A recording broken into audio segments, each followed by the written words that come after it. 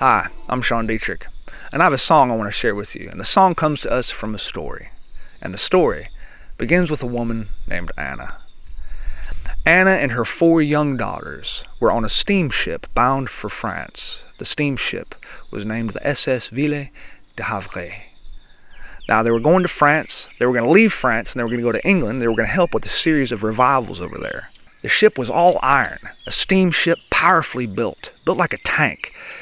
Except, of course, tanks weren't built yet. This was 1873. Well, the girls were having a big time on the ship. They were running around through the companionways, up and down the stairs, leaning over the stanchions, and seeing what would happen exactly when they spit at high altitude.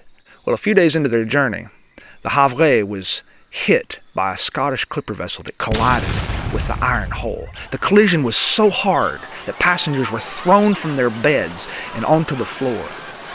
Everybody ran out of their cabins, and they flew to the upper deck and looked over the side. They could see the ship taken on water. Some of them got so scared they were jumping overboard into the water. What do you do when your ship is sinking in the middle of the Atlantic? Anna and her girls went to the foredeck, somewhere near the bow, and they knelt down and they prayed that God would deliver them.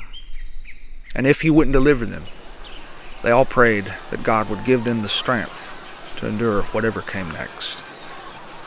And as they were praying, 12 minutes later, the ship began to go downward. Anna held her girls' hands and they continued to pray. 226 passengers were killed, including all 4 of Anna's daughters, but Anna herself was spared.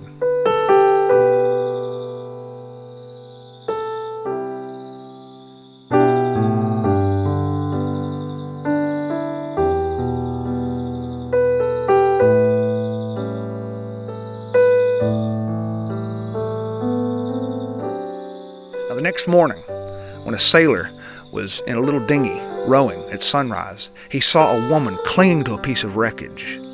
She was holding that wreckage and floating. She was catatonic and barely alive, cold with hypothermia. He brought her to shore. She was in Wales, where she found a telegraph station to send a telegram to her husband, Horatio, who was in Chicago. Horatio got the telegraph, and it said, "Saved alone. What shall I do?" Horatio booked a ticket. 9 days later, he was on a vessel going across the Atlantic to reunite with his wife. And as he was on his way, midway through the journey, as he was lying in his berth, there was a knock at the door. It was one of the ship's mates. The ship's mate said, "Look, we are passing the place where the huge wreck happened, where your daughters were drowned." Horatio flew out of his bed. He raced up the steps, through the companionways, and leaned over the stanchions. And he looked into that black Atlantic, and he cried. And as he wept over the memory of his 4 girls, he wrote lines of a poem. And those lyrics would be set to music many years later and become one of the most cherished American hymns.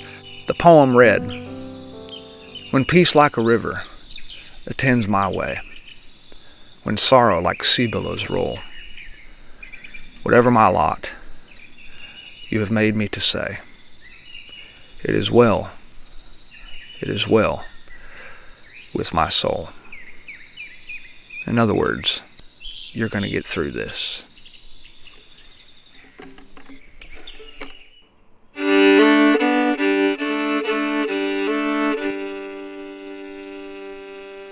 When peace like a river attendeth my way, when sorrow like sea billows roll, whatever my lot thou hast taught me to say, it is well with my soul, it is well with my soul, it is well with my soul.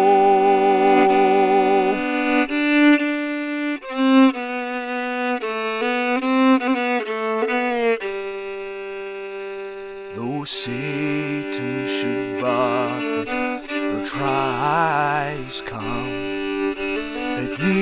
this blessed assurance control, that Christ hath regarded my helpless estate. Even so, praise the Lord, oh my soul. It is well with my soul. It is well with my soul.